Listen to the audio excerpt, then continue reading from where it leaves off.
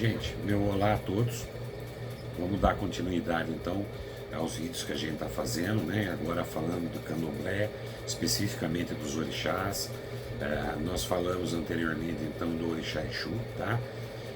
Eu estou mandando para vocês de novo em PDF que eu coloquei a saudação de orixá Exu, que eu não havia colocado, né? As ervas e os animais que são atribuídos a ele, tá bom? A saudação de orixá Exu é Loraiê Exu, ou Exu Emojibá, tá? Isso para orixá Exu, tá bom? Nós vamos falar então agora de Ogum. Provavelmente o orixá mais cultuado hoje no nosso país, né? A esse orixá foi imputado uma característica de guerreiro, né? Responsável por abrir caminhos, promover demandas e guerras em prol dos filhos que ele protege. Então é um orixá que geralmente a gente recorre a ele quando nós temos aí algumas demandas, algumas guerras a serem travadas, quando nós estamos precisando de alguma coisa de cunho também material, né? Não só espiritual, mas que demanda aí uma briga, vamos falar assim, né? No bom sentido, que demanda um trabalho um pouco mais forte, mais contundente, tá? O seu sincretismo com o santo da Igreja Católica tem uma particularidade, assim como o de Oxóssi também tem. Eles são invertidos, né, em algumas regiões. Ogum, o sincretismo dele na Bahia e algumas regiões do norte e nordeste do Brasil é com São Sebastião, tá? Na grande maioria do território nacional, o sincretismo é com São Jorge, tá bom? Mas é o que eu falei para vocês, é uma questão regional. Mais uma vez, olhando, tudo que eu estou passando para vocês da cultura do candomblé é baseado na nossa região, né? Aqui no estado de São Paulo, porque existem algumas particularidades, é o que eu falei para vocês, são muitos orixás, além dos que eu citei, né, no último vídeo, orixás que nós não cultuamos aqui, mas em algumas regiões do país são cultuados e assim por diante, tá bom? Como eu falei para vocês, provavelmente seja um dos orixás hoje mais cultuados no Brasil. Existe uma proximidade muito grande com esse orixá. O brasileiro é briguento, é persistente, né? E isso é muito bom quando ele precisa de alguma coisa. E é um orixá que tem uma característica muito grande conosco. Então é por isso que é um orixá que ficou tão conhecido nacionalmente, né? E até por essa proximidade que existe com o nosso povo, deram uma abrasileirada nele, né? Lembra que eu falei para vocês, na verdade é o 7º estágio da evolução espiritual. Muitos espíritos respondem como Ogum, muitos espíritos respondem como Iemanjá, respondem como Oxóssi, não é isso? Então depende do médium que o vê, na hora que o vê, na circunstância que o vê com características diferentes, né? E aí, nós, como bons brasileiros que somos, né, criamos um rótulo para tudo, né? Então, hoje, o Ogum tem aí pelo menos, eu vou citar para vocês pelo menos 8 versões, vamos falar assim, desse orixá, tá? Hoje nós temos Ogum Megê, Ogum Beira-Mar, Ogum Rompe-Mato, Ogum Naruê, Ogum Matinata, Ogum Iara, Ogum Dilei e Ogum Cherokee, tá bom? Que fique claro que Ogum é Ogum, né? Cada entidade espiritual com muita luz que responde como Ogum, ela apresenta algumas características muito individuais, como todos nós temos, vamos continuar tendo, ainda quando fizermos a nossa passagem, tivermos a nossa evolução, algumas características nós vamos manter, tá bom? Então pode ser que daqui a algumas centenas de anos aí, quando a gente voltar a trabalhar na Terra, enfim, para cada pessoa você pode aparecer com uma certa característica, vai depender do momento em que você está intercedendo na vida dela, por ordem do Pai, obviamente, né? Você vai aparecer com uma vestimenta diferente, com alguma característica diferente, ok? Bom, é o que eu falei para vocês, isso é uma questão só de região. Vocês vão achar em outras regiões outras versões de Ogum. Nós citamos essas 8 porque são as mais conhecidas, tá? Lembrando que tanto o São Jorge quanto o São Sebastião foi criado esse sincretismo único e exclusivamente para fugir da perseguição da Igreja Católica, tá bom? Ogum, é orixá Ogum e ponto, né? O símbolo desse orixá consiste na espada e também em elmo de ferro. Em algumas regiões também se imputa a ele outros itens de ferro, mas sempre ligado ao ferro, sempre ligado ao minério, sempre ligado ao aço, tá bom? Exatamente por ser um orixá voltado para a guerra, que é assim que nós chamamos, tá joia? As cores que representam o Ogum geralmente é o azul índigo, tá? Ou o vermelho púrpura, aquele vermelho mais escuro. A saudação de Ogum é Ogunhê ou Patacuri Ogum, tá? Que significa salve a divindade. E Ogunhê diz salve o rei da guerra. Essa é a tradução da língua africana, tá? Do Urubá para a nossa língua. Então seria salve o Deus da guerra, ou o Senhor da guerra no nosso idioma. A data anual que é atribuída a Ogum é 23 de abril. O dia da semana é terça-feira, tá? As ervas que são atribuídas a Ogum são espada de São Jorge, arruda, eucalipto e alfazema. E os animais atribuídos ao Ogum, o animal, aliás, atribuído ao Ogum é o cão, tá? E elemento é o fogo. Quando vai se fazer uma entrega para Ogum, ou vai se fazer uma oferenda para Ogum, vamos dizer assim, as bebidas que são oferecidas para Ogum geralmente são cerveja branca, vinho branco e água de coco, tá? E as comidas desse orixá, elas consistem em inhame, geralmente cozido com feijão preto, feijoada ou peixe assado, tá? As flores de Ogum são cravos brancos ou jarros brancos, tá? Jarros brancos também o jarro branco é uma flor um pouco parecida com o cravo, tá? Mas tem algumas particularidades. Na falta dessas duas flores, pode ser oferecido qualquer outra flor na cor branca, tá? Mas não se oferece flor vermelha para Ogum? Excepcionalmente sim, quando você está o que a gente chama em processo de demanda, quando você está tendo que ajudar algum filho que está com algum problema muito sério, ou que demanda realmente um trabalho um pouco mais contundente de Ogum, aí se faz a entrega da flor vermelha. A gente sempre diz o seguinte: cuidado com entregar a flor vermelha para Ogum. Por quê? Porque é orixá guerreiro, e geralmente quando você bota a flor vermelha para o orixá guerreiro, você está chamando para guerra, né? De todos os orixás, de todas as versões de Ogum que nós citamos aqui, talvez a mais, vamos falar, a mais complicada, ou a que há de se ter mais cuidado, é quando vai se entregar na versão de Ogum Cherokee.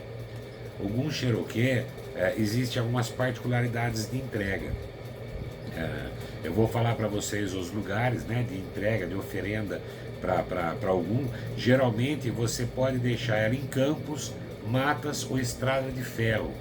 Mas quando a entrega é feita para Ogum Cherokee, não se entrega em estrada de ferro.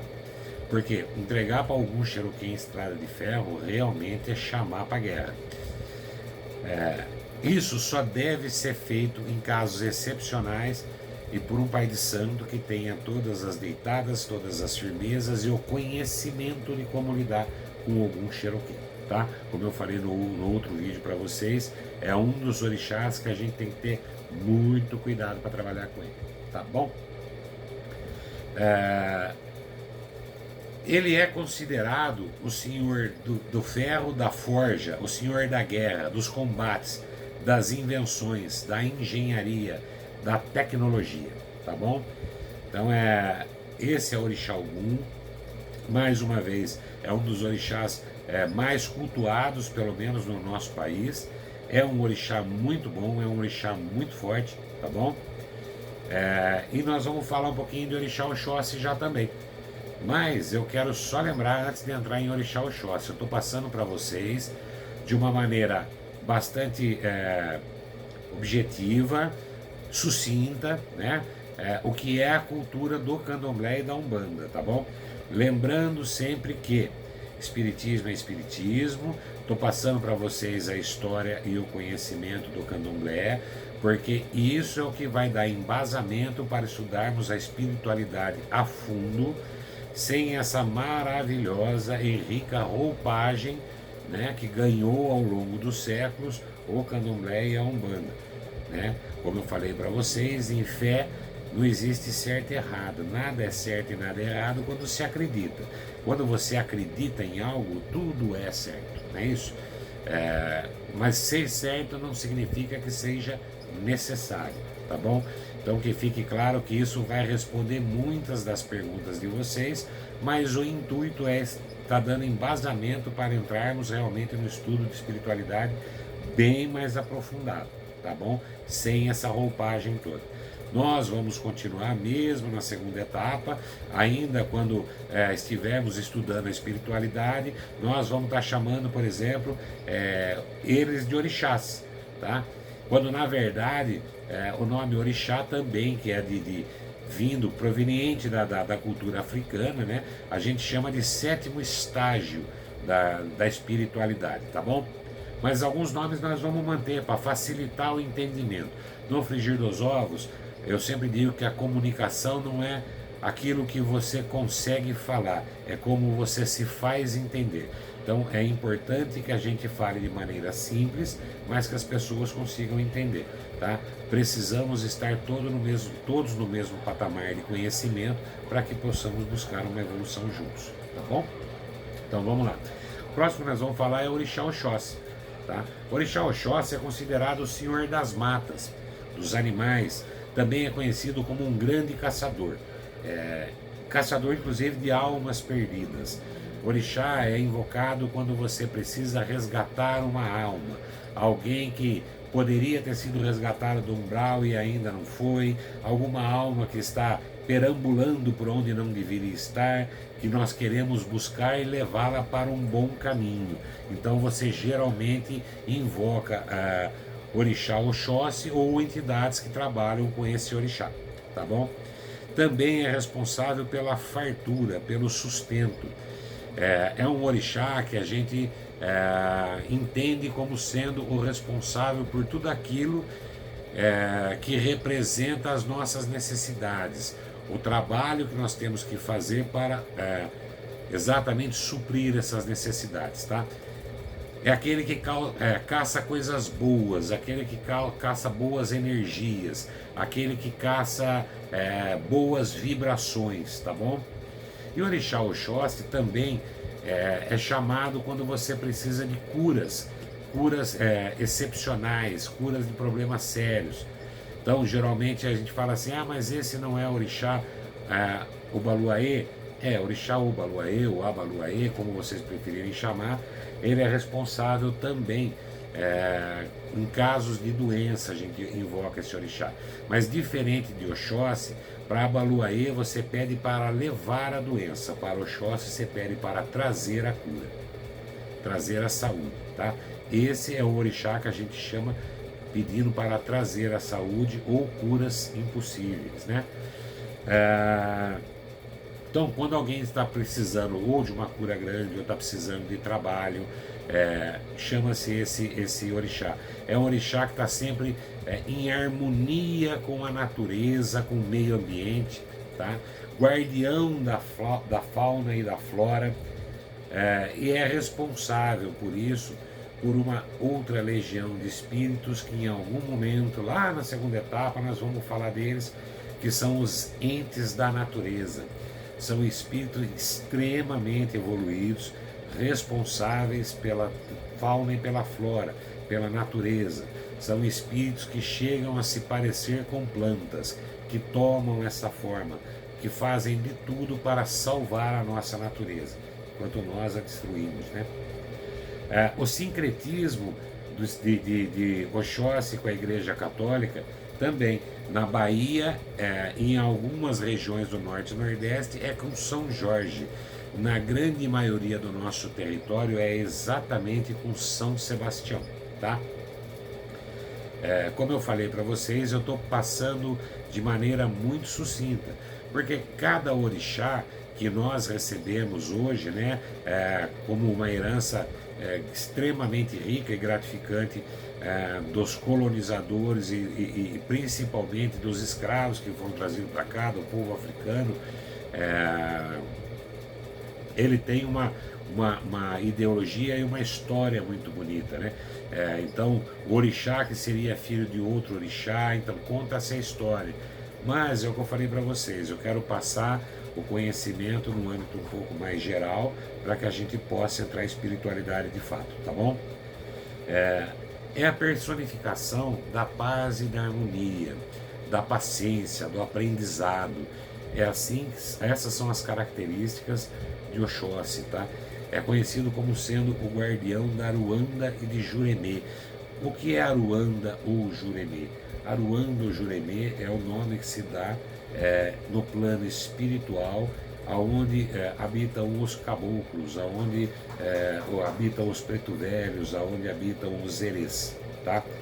A saudação dele é o Kearu Oxóssi.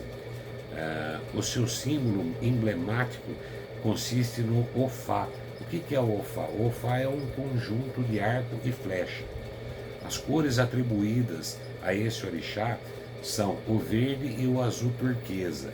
Em alguns lugares do país também pode ser combinado com amarelo ou branco. É engraçado que em algumas regiões até se fala que não se deve usar o branco de forma alguma com esse orixá, mas pode ser usado sim, tá? Mas a cor predominante dele é o verde, tá bom? A data anual conferida ao Oxóssi é 20 de janeiro, tá? As ervas atribuídas ao Oxóssi são eucalipto, feto de carvalho. Feto de carvalho é o nome que se dá a uma muda de carvalho quando ela é muito nova, tá bom? Arruda e espinheiro alvor, que é uma planta que tem umas bolinhas vermelhas, muito bonita por sinal. Os animais que simbolizam o Oxóssi são a águia, o fazão, o falcão e o leopardo, e o seu elemento é a terra. Os dias da semana que são atribuídos ao Oxóssi são as terças ou quintas. As bebidas oferecidas quando você precisa arriar, né, que a gente fala oferecer comida para esse orixá, as bebidas são cerveja branca, vinho branco, água de coco. E as comidas consistem em milho cozido, frutas ou carne de caça assada.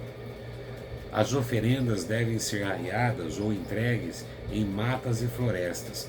A gente fala arriadas, é o termo que se usa muito no candomblé, tá? Mas significa entregues.